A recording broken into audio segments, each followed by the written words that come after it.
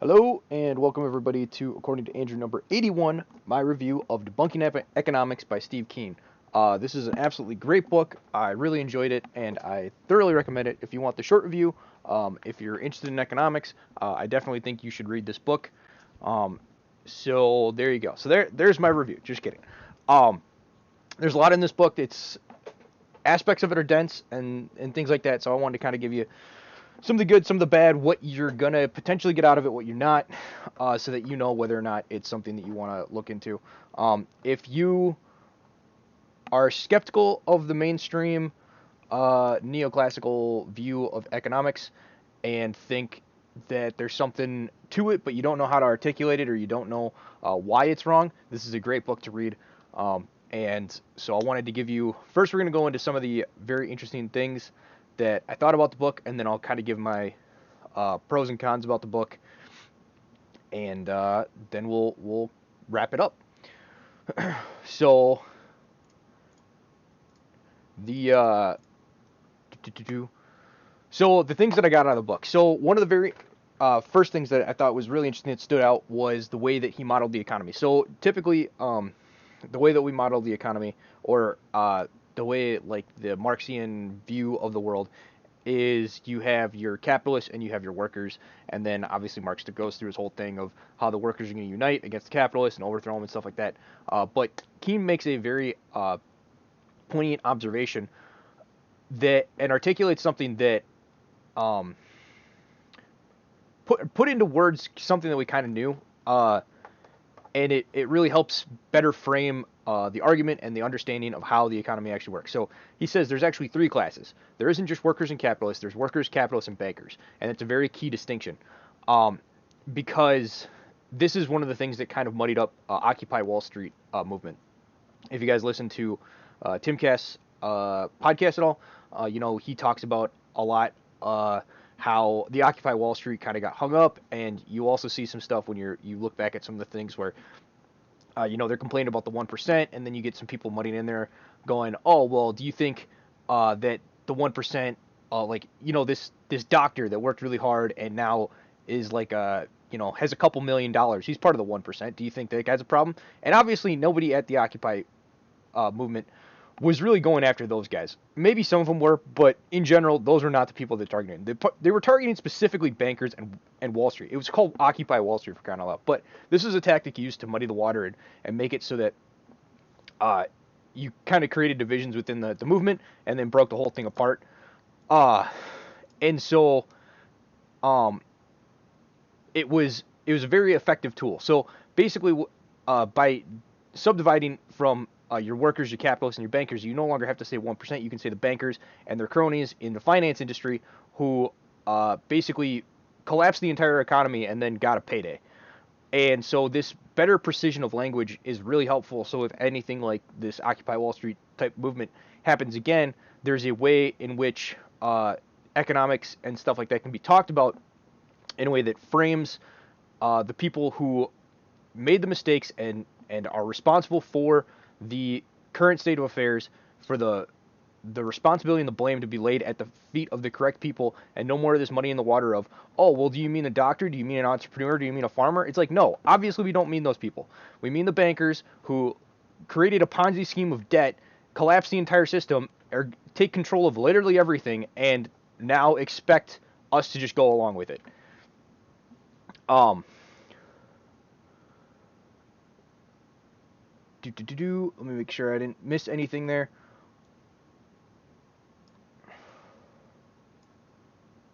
Oh, and then obviously we're in the middle of a current collapse. Um, Also, the way that he kind of constructed this theory and this form of analysis was very interesting and insightful.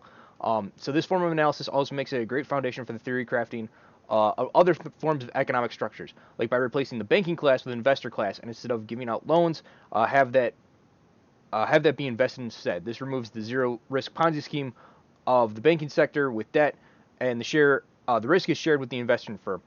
This may cause similar business cycles to the banking sector, but it is an area that I think is worth exploring more in depth. Uh, there are certain questions.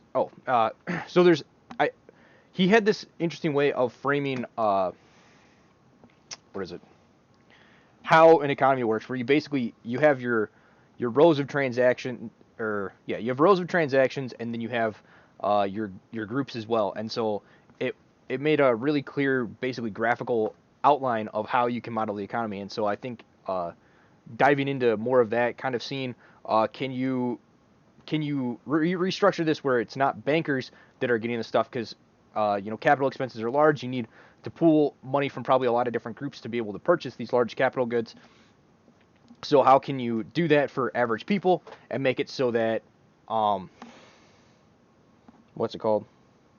So that business can get the concentration of money it needs up front, so that it can get the payoff in the long run, kind of thing. And how do you keep money flowing and stuff like that through the system? Speaking of money flowing through the system, he also highlighted something called the money multiplier effect, or another term, the velocity of money. He says they're technically different, but for general thinking, they're pretty much the same. And he had a really good way of demonstrating how the money supply is actually about 4 to 5 times larger than the actual, what's the term for it? Than the actual amount of money in the system. Because the reason for that is, as people are exchanging goods and stuff like that, basically workers get paid, they spend most of that money, that then goes to pay another person's wages and things like that, and so the economy kind of continues to spin. It makes it so that the actual amount of money circulating is more akin to maybe 4 or 5 times the actual amount of money in the system, which is rather kind of interesting. It's another similar way to think about that is hotbeds on a ship, right? So, or hot bunks on a ship. So on a lot of military ships, what they'll do is they basically have 2 crews. They have a night crew and a morning crew, and instead of having a bunk for everybody, they have that one bunk that the morning crew sleeps in during the night, and then the night crew sleeps in during the morning, and basically when they switch shifts is when they switch bunks. So you basically cut down on the amount of bunks that you need by half, and this is kind of how this works. Another similar thing of how this works is also kind of why they do fractional reserve banking, which is not a good thing. But this is one of the ways that they kind of get away with that. So, make sure. Oh, so the big thing about this is with this money velocity effect, he did a good example. He had a good example in there, which really showed that the debt deflation is much more of a destructive force than I had initially anticipated and factored for. So when I think about debt deflation, I was just thinking about it in the normal sense of without the money multiplier effect, where you take the money that's currently, let's say there's $100 in circulation, and you take $1 of that, and you pay off $1 of your loan, and now there's only $99 to pay back however much that loan costs. So now the more you have to pay back, the more the loan costs, and you're removing money from the circulation, and that's a problem. But it's actually more than that, because taking $1 out of circulation could actually be the equivalent of taking $4 out of circulation. And in relative terms, that might be like, if you're taking, it still might be just a 1% shrinking of the money supply.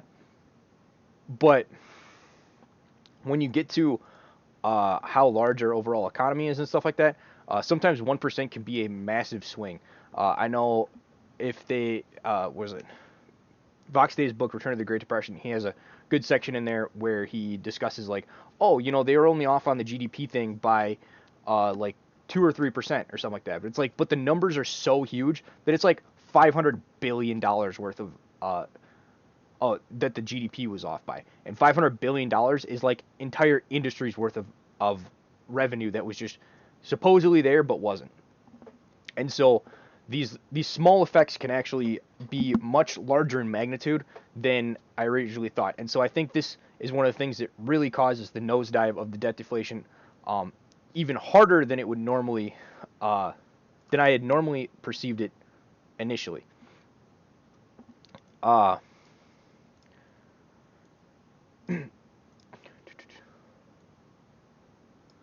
thing to also potentially consider is this this more rapid shrinking of the money supply could kind of leave firms, and I think he does talk about this as well. When he touches on debt, I really like the sections where he touched on debt in here, because it's not something that's talked about in most economic books. So it was nice to kind of have that be discussed, and I thought he had some great points on it.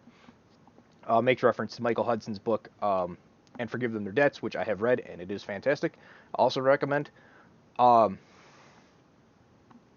but you could, as you have this debt deflation, you have this constriction of not only just the raw money supply, but the circulating money supply, the money multiplier effect, and that could make it so that firms that were on solid footing all of a sudden and don't have any debt, don't have any stuff, all of a sudden find themselves financially insolvent. And so this is why the debt issue isn't just an individual firm issue of like, oh, well, this firm should have paid blah, blah, blah, and should have done that. It's like, well, it doesn't just affect you. It affects everybody. If that one firm has too much debt, you're like, that debt is now money that's in the economy that's being used to buy your products. And like, sure, it might be 4 or 5 steps removed or something like that. Maybe it's only 1 or 2 steps removed, but it's still helping buy your products. And the instant that money starts getting paid back, all of a sudden your business model is no longer profitable. And so that's why you see this massive contraction. On top of, he also touched on how a lot of the way that they get this debt-fueled speculation going on, it sets up the whole thing of what's it called? Of Ponzi scheme financing, where basically the entire business plan is that the economy will keep growing forever, and therefore you'll grow your way out of the current terrible financial plan that you have. Let's see. Twitter runs on this business model. Facebook runs on this business model. Patreon runs on this business model. Basically, all of Silicon Valley is this business model. I think Amazon was this business model, but I believe they are no longer. I think they're actually profitable now. Netflix is definitely this business model. Their entire thing is, well, as long as we're still growing, we're profitable, even though we're not profitable. And like, eventually, we're going to run out of people to recruit or whatever, but we're just going to ignore that fact and pretend like everything is okay. So it's pretty ridiculous. But yeah, he also referenced Irving Fisher, which I want to do a lot more reading on this guy, because he has this great point on debt deflation that I think not a lot of people know about, and I think is a very solid point. Let's see if I can find him in here. Let's see. I must not have marked this. Makes me sad. One second here. Yeah. Anyway. So basically, he has a way of describing debt deflation that does a really good job of highlighting how as one thing starts, then the next thing goes down and it spirals. And like I had mentioned earlier, it is much more destructive than I had initially anticipated, just because of that money multiplier effect. One thing that is interesting that I think, talking about the modeling the economy without debt, is that money multiplier effect. So generally what happens when the economy goes and crashes is they act like it's all normal people's fault and not the bankers who literally created the problem. And so economists will say things like, oh, well, we have a savings glut. Meanwhile, literally no savings in anybody's bank account. And we need to spend more. And so what that actually means is the slaves need to get into more debt, is basically their conclusion.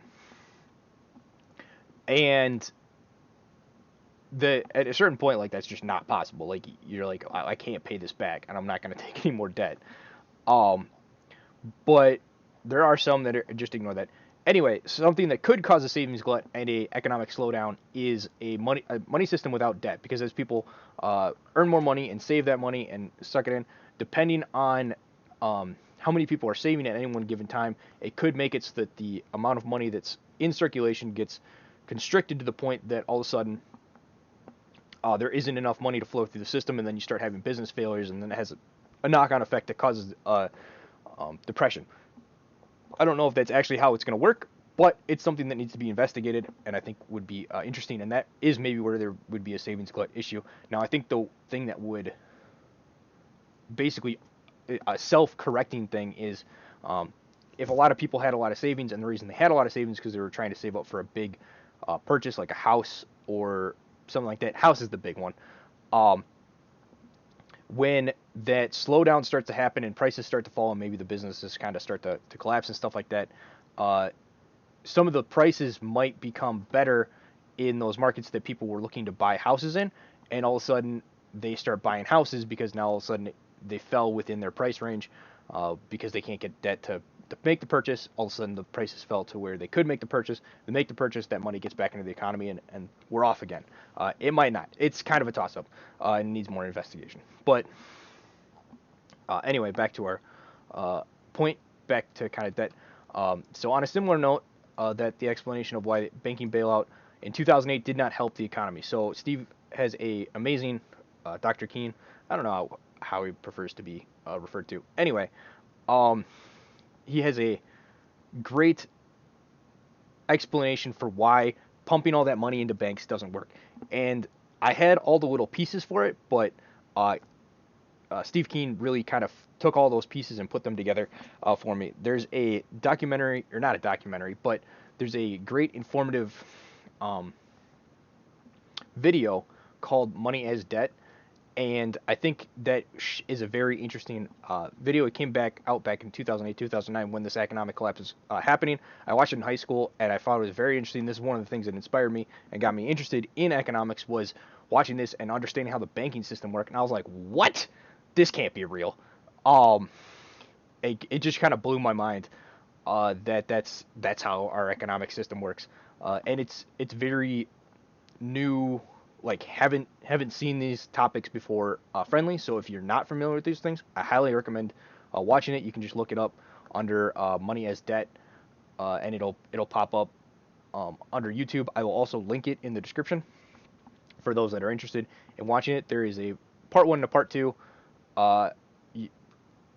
Part 2 just kind of goes a little bit more in depth, a little bit more granular. You really only need to watch part 1 if you're just kind of passively curious.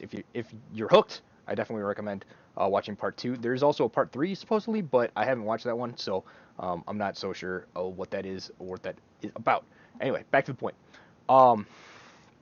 So the main point that I kind of forgot, missed, whatever, is that the creation of money via debt precedes the reserve requirements. The way the system is supposed to work is that banks have a reserve on hand via deposits and saving accounts to their customer. Then they loan that out to somebody that is seeking capital, and then that person makes that capital purchase with it. And this is one of the ways that they can inflate the money supply, is then whoever they took somebody's money, they said, you're $1,000. I take $1,000, put it in the bank, put it in a savings account. Now they act like I still have that money. I can withdraw it whenever I want. They then take, let's say, $900 worth of that, give that as a loan. That person takes that $900, gives it to somebody else for exchange for goods. That person then takes that $900 that they just received, puts it into a bank account. They take that $900, take 90% of it, which is 880, 880, whatever it is. Takes that, loans that out again to somebody. They take it, buy the thing. That person puts the money back in the bank. They loan out that another 10% of that, and they just keep doing that until they basically have inflated that initial $1,000 to, I believe it goes, you can inflate it to $100,000 from an initial, or maybe it's 10,000. It's ridiculous how much extra money they basically generate through this Ponzi scheme of continually loaning out the exact same money. So that's an issue, obviously. But they don't even need the reserves.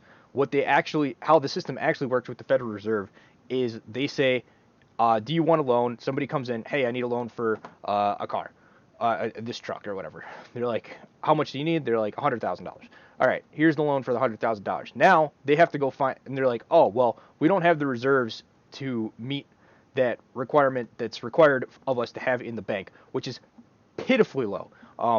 Vox did a calculation in his the Return of the Great Depression book, and the amount of reserves that's actually required of these banks is like 3/4 of a penny per dollar loaned. It's it's unbelievable. Anyway, they don't have the money, so what they do is they go to the federal bank and they're like, "Hey, we need the reserve requirements to make it so that we don't crash the economy." And they're like, "Well, you need to get it through normal means." It's like, "Well, we didn't, and if you don't, the economy's going to crash." And the Fed basically have them in like a catch-22 where it's like, really they need to just reform it. But anyway, then the Federal Reserve pumps that money into them, and then they meet the reserve requirements. So what happens when they give all of this? So the way the money is created is that other people take on debt and take on loans and stuff like that.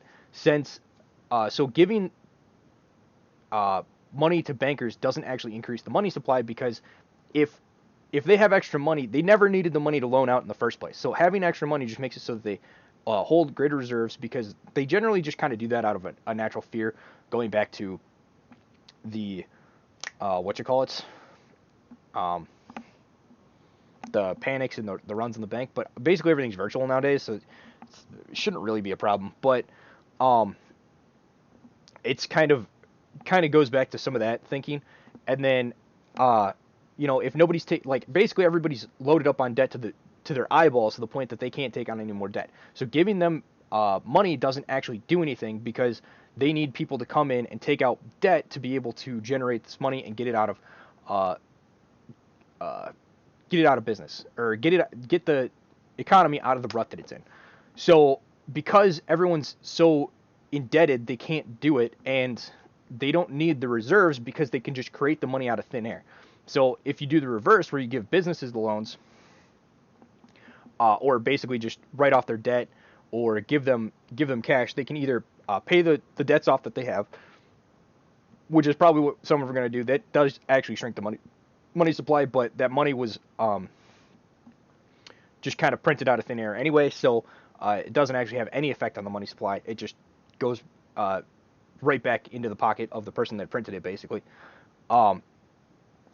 Then the other thing that they can do is they can, but even so, like, let's say they pay off their debts. Now that they've paid off their debts, they can now look at making capital expenses again that make it so that they can start growing their business and stuff like that. And so that kickstarts the generation of money again, and you can get business up and rolling and restart the economy. So that's why giving money to the people and stuff like that is much better. And that's kind of what we're seeing in this current recession with the bailouts. Now, they still bailed out the banks. They gave they did give businesses bailouts, but it was like for crony reasons, which isn't good. Though they did give the average guy some bailouts with the PPP loans and things like that. So that might be one of the reasons we don't see as big of a slump right now. But once people start paying back their debts and stuff like that, I think they're going to have to do a lot of money printing or just debt write-offs to prevent the entire economy from basically spiraling into a debt deflation that we can't get out of. So that was very interesting.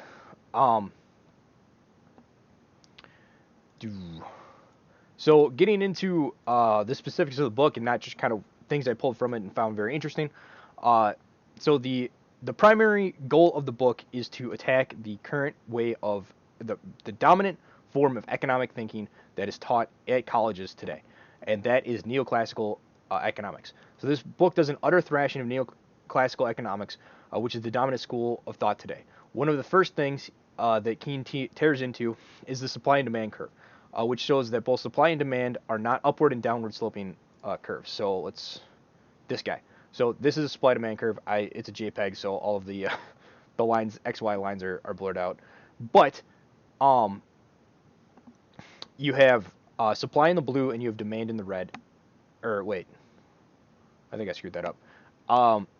You have supply in the red and you have demand in the blue, and basically where they intersect is where their price is supposed to be.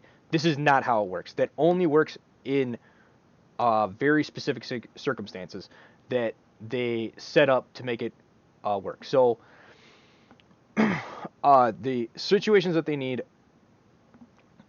the only time this model, this very familiar model is applicable is when there's one customer and one commodity. And Keene does an excellent job of showing that what is true at the individual level is not true in the aggregate. So that only exists if there's one commodity and one person that is looking to buy stuff, which is not how the economy works. And so he showed that demand curves can have all sorts of increasing and decreasing fluctuations as people's money and income increases. The big thing that neoclassical people, and we'll get into this a little bit more later, don't model is they don't model dynamic systems. They just basically take a screenshot of the system of how it currently works and extrapolate how things work when goods are changing hands and a lot of things are changing. People are doing a lot of there's a lot of moving parts going on within the system. They think if you basically take a freeze frame of that, you can extrapolate all of what's going to happen in this complex moving web of people from a freeze frame static image of the whole thing, which is just not true. So the big thing with why demand is that way is you have a lot of different things. So as your income increases, things like a good example he uses, your consumption of beans is probably going to go down, but your consumption of things like steak and meat is probably going to go up because now that you don't need more food, so there's no reason to get more of the food. What instead you do is you have a certain amount of money that you're okay with spending, a percentage of your income you're okay with spending on food, and as your monetary life increases, generally people increase their standard of living as they increase their wealth. They basically, as they increase the amount that they spend, they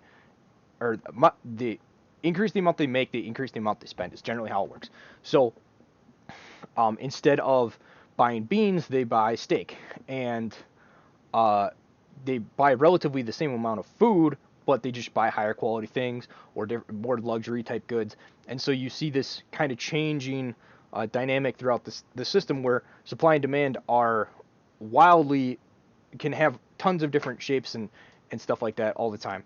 One thing I forgot to write down that is interesting when you talk about the supply is the economists assume that supply intersects demand where marginal cost equals marginal revenue. So basically, where you can basically barely make a profit, and because in a super competitive industry, you're gonna be forced to basically have zero margins. But that isn't generally how products work, and products do go out of their way to basically create, I'm not going to say false monopolies, but we'll call them, they use branding to effectively create a monopoly where there isn't one, where there was a entrepreneur podcast that I was listening to where they made where you try to niche yourself down to something that makes it so that you are effectively a monopoly in this incredibly specific niche. So this guy's thing was, you can be a business podcast, or you can be a business podcast that does interviews with entrepreneurs that are successful, right? You get so unbelievably specific that no one else is doing that, and therefore you are the best at that one thing. And also, happenstance-wise, you have a monopoly on that thing immediately. And that's generally kind of how business people work. The ones that kind of come in late and are just going to try to copy what's already in the industry and stuff like that, they're going to have issues, and they're probably going to be a little bit more similar to what they're talking about, where marginal cost equals marginal revenue. But generally, people try to create monopolies, and even when you compare how firms actually set their price, there is no difference with how much money they're making when you compare the monopoly versus the competitive industry, because if they're not making money, they can't stay in business. Is the pretty obvious kind of takeaway from that. So that's kind of supply and demand and how that works. He also highlights the way in which the neoclassical school cover money in debt, in that they don't. The way money works in neoclassical thinking and also Austrian, but he mainly was focusing on neoclassical. He touches on a couple of the other schools at the very end of the book. The way money works is an extra commodity that is imposed on the economy afterwards, and therefore explains why there never seems to be any concern over debt, or why their desire to go back to the gold standard is always seen as the ultimate solution. It is unclear at this juncture what exactly the nature of money is and what forms it can take. but I believe that after reading this book, that is potential outside the obsession over commodity money. Though I will add the caveat that a bounding mechanic like a limit of printing of said money, a bounding mechanic to limit the printing of said money will need to be in place somewhere in the system. The advantage that commodity money and debt money has is that there is a bounding system inherently built in. In commodity money, there's only so much gold, and to get more gold coins in circulation, you have to go mine that somewhere. That takes time, that takes money. You have to mint them, all that stuff. There's slowdown mechanics that make it so you can't impulsively print. With debt, that's not so. Basically, eventually you run out of people that are willing to take on loans. Is basically how the debt thing works, and it's not really bounded in all honesty, but in a sense, it has a limit. If this limit does not exist, hyperinflation will occur. So, yeah, that's something that I found very interesting is this idea of the money and debt and how all that works. I think getting a better understanding of a debt and I think there's a lot of potential in a new monetary type policy and thought and what money is and how money works. I think there's a lot of potential in that field. I don't exactly know what it's going to take, and I need to do more research on it, but it is something that I definitely find interesting. Keene makes a good point when discussing. This is just me ragging on the Austrian economics and libertarians again because I like to do that from time to time. And Keene at the very end of the book makes a good point of this, basically talking about the Austrians and how they have this weird way of viewing the world. The last chapter basically goes into the different economic schools of thought that are alternatives and neoclassical, and their positives and negatives, and his hope for the future of creating a economics for the 21st century. So Keene makes a good point when discussing the evolutionary economics to the point of Murray Rothbard and the Austrians about the role of the state in the economy. They believe effectively that the free hand of Adam Smith, that left to its own devices, the economy will grow and evolve on its own, which to an extent is true. They, of course, do not give the same treatment to governments or the state, which they pretend is an alien force that magically showed up one day and was imposed on us instead of an organic evolutionary process that grew and changed with the times as we created more advanced and sophisticated civic systems and institutions and administrative states. Sometimes it can be overbearing, sometimes it gets excessive. Yes, obviously true, all of that is true, but at the end of the day, it was something that we chose to do, and there's always going to be outside forces that are trying to impose their will, and there's always like a power dynamic, a power game that's going on. But there's also, to say that there's no net benefit from government and the various things that it does isn't true. Yes, government can be dysfunctional and not work properly. That is obviously true. It's been shown to be true throughout the entire world. But they also are functional and do provide services and stability and an economic and legal system in which to have an economy. And without that structure, it doesn't really work.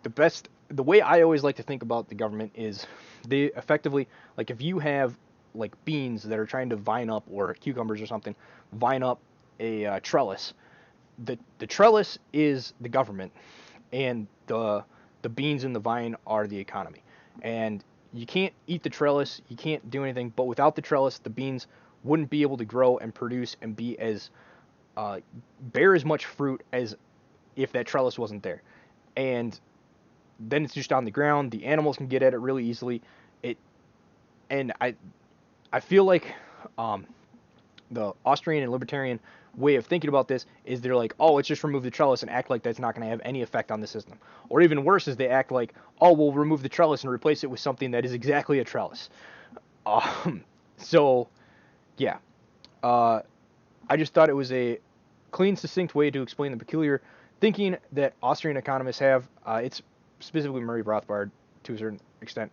Though Keene makes a good point about them that they have highlighted the role of entrepreneurship in the economy more than any other economic school. So that's a very interesting thing, and it's something that needs to be considered. Continuing on through the book, Keynes does a good job showing how the economics hate using dynamic models, is what I touched on before, which since the world and the economic choices we make aren't all done at one singular moment in time. Static modeling misses many of the effects that dynamic modeling does, and due to the amount of factors in the market economy that dictate the choices people make on a daily basis, the economy is best described using chaos theory than any other model that currently exists, though this theory has yet to be applied to economics in any meaningful way. Sort of. There are some people that have done some chaos economic modeling, but it's also very hard because they made a good point where if you basically the way you can model stuff and the way emergent behavior and stuff diverges so hardcore from certain things is a model that has an error that is like 1 to the like negative 14th amount of decimal points will have within like 50 cycles or something like that, will have an error that's like 1,000 times that's off by like 1,000 times, and therefore the model is completely junk. And so, and if that cycle time is like a day, you're talking like 2 months, and the model's junk. So that's one of the things that makes modeling this kind of emergent behavior and all these different things really hard. And so I don't exactly know what that means for the long term. If it's better to just kind of try to model stuff via thought experiments and kind of going with your gut more than trying to mathematically prove something out, because it's not something that is going to stay static and dynamic, and you're not working with defined principles, right? You're not working with masses and weights that if something's 50 pounds and it needs to support this thing needs to support this for 50 pounds for X amount of years. Like, there's certain things in engineering and mathematics and stuff like that that you can factor for, even if there are a lot of opposing factors and things you're trying to balance out, you can factor for a lot of that stuff. Where in economics, because you're dealing with people and their human tendencies and human actions, and they're free to basically do what they want. It's not going to. There's more variables there than can possibly be calculated. Is basically what I'm getting into. So to kind of get into some final points here. So the book does mainly center around neoclassical economics and the mistakes they make, and not so much what direction economics should go in, though he does provide a couple options at the very end, the last chapter, like I talked about. Being that this book is called Debunking Economics, it certainly fits the bill, but some of the chapters can be a bit into the weeds. So if you like really technical stuff, you're going to love this, but it did make my eyes glaze over a couple of times, and he even kind of gives you a warning about that. It's just kind of the nature of some of the stuff. He's got to talk about something really specific that neoclassical economic people do that's like a technical thing. Like, you're just going to have to dive into that. It was certainly an enlightening read, but for someone who was already outside the neoclassical way of thinking on economics, is more a book of dialectical and rhetorical tools to use against neoclassical economists than an expansion of the way of my way, an expansion on the way I think about the economy. And that's not exactly true, because all the stuff that I listed previously is ways that I kind of new ways of me thinking about the economy and structuring and potential ways of analyzing the economy that I will be looking into the future. But that being said,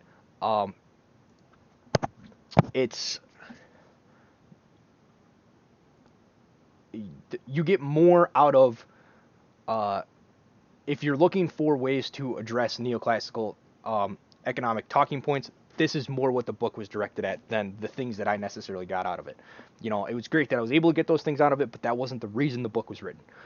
Though there were still nuggets in there that did help me in this regard to, as I said earlier, I've always studied economics for fun and primarily focused on the philosophical arguments and foundations of how the economy should operate over the more technical and mathematical stuff. Not that I couldn't do that stuff, because I do have degrees in engineering, so I've definitely taken the requisite math that is required for these kind of things. But if your foundation isn't square, the theory will eventually collapse. But Keene provided some ideas and tools throughout the book that I might try giving a shot try and move some of these ideas to model and see what happens. I was unfamiliar with how to model economics, as it was something I had never looked into. While this book isn't an introduction to economic modeling, it might have leave you with enough tidbits and resources to help you, for you to try your hand at it. And it's something that I'm definitely going to be looking into, trying and seeing what happens. Due to not being up on neoclassical economic jargon, some of the terms were that were throughout the book. Uh, some of the terms throughout the book got kind of confusing, and I had a hard time kind of keeping them straight in my head because there was a lot of terms that kind of got introduced over a short period of time, which is just kind of how it happens. And it's just like a dense book. It's hard to read more than one chapter at a time because there's a lot to process within that chapter. Keene does give a definition of the term before delving into the technical stuff, but if you aren't super used to terminology like marginal cost over marginal utility, things like that, and how that interacts with the supply-demand curve, then some of the parts will be tougher to read than somebody who has a background in this stuff. Certainly doesn't make it unreadable, but it is certainly not an introductory book. Though he said it was kind of supposed to be. I don't know. It's kind of up to you whether or not you feel like you're up to reading that kind of stuff. I didn't think it was too bad, but you're not reading like a fantasy book, which is generally a little bit easier to read. That's just kind of how it is. It's not gonna be a page turner. Well, to be honest, this was for it being what it was, which is a 400-page economics book. I read this really quickly, so in that regard, it's kind of a page turner, but it really depends on your interest. Overall, if you're interested in economics in any way, I highly recommend this book. So that's kind of my little spiel and kind of concludes what I wanted to talk about today. So thank you, everybody who is listening. You can find me on BitChute and YouTube and Podbean. That's where I post all of these. So go over there, listen to them. Let me know what you think, and hopefully you guys have a good day. Goodbye.